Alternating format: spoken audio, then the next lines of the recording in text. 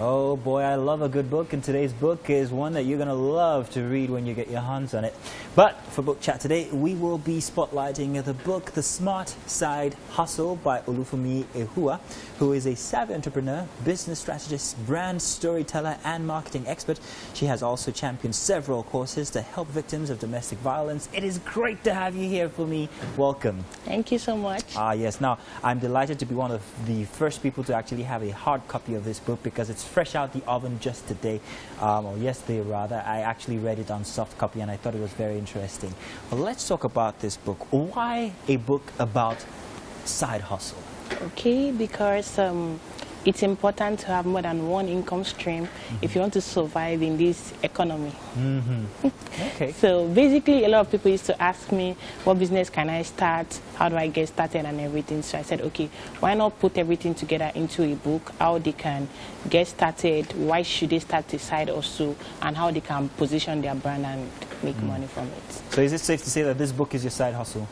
Is it now? But apart from being an author, what else are you? Okay, I'm a lawyer during the day, a foodpreneur at night, and so many other things. Not anything bad, like a digital marketer, content creator, and writer at night.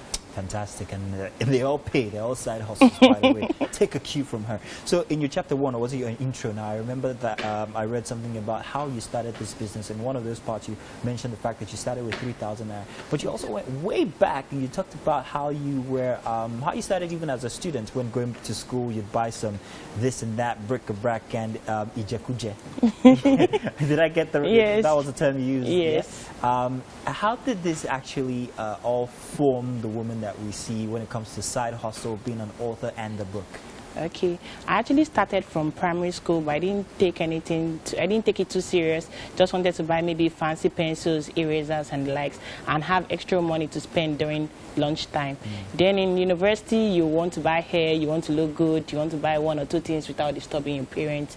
I was sending a whole lot of stuff. Then after I finished the university, after NYSC, I was waiting for a white-collar job as a lawyer that I'm going to get one big firm and start working, but that was not my reality. And rather than sitting down at home doing nothing, I said, okay, what do I have in my hands that I can get started with?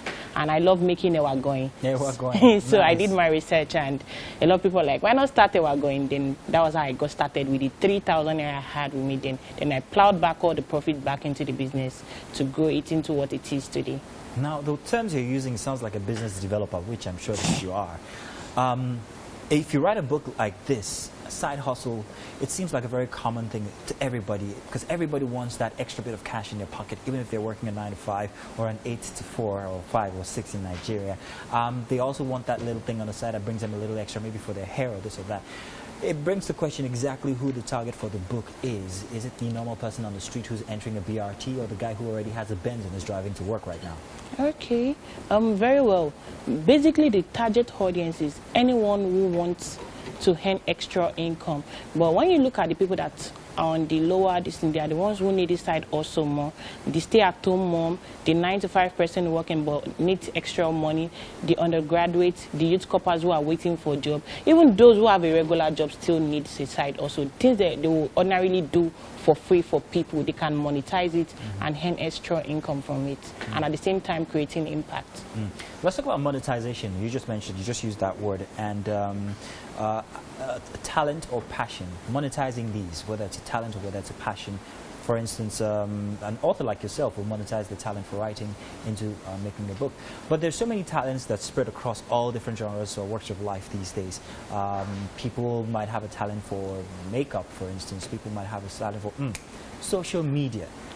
How would you advise, and I think that you touched on that in your book, when you talked about going social, how would you exactly advise that people use that talent? If I'm a very great, very attentive person on social media, I'm always present on social media, how did you address that in your book, The Side Hustle, The Smart Side Hustle?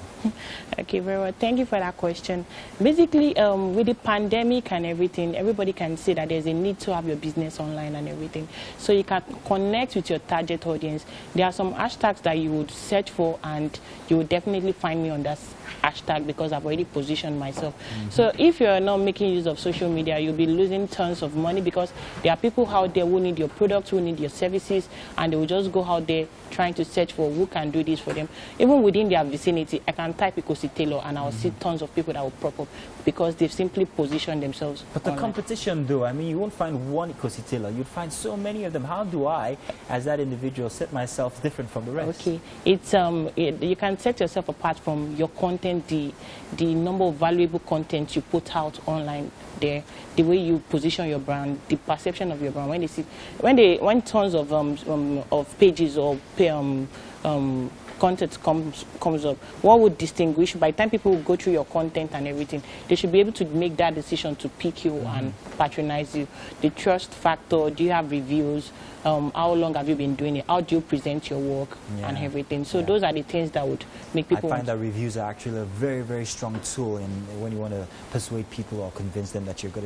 Fantastic work here for me. Thanks I'm so keeping much. this one, yes, fresh out the oven. This one, the Smart Hustle. And Olufemi, who are here, has done a fantastic job, and I think you guys should grab it. Thank you very much for making out time to come and be with us on the show today and talk to us about this. And of course, it started sounding like SME. We have a segment where we talk to young business owners, small business owners, and the book, that segment goes right into it. But thank you very much, and we're looking forward to seeing how far you will go with this book and also other projects that you have.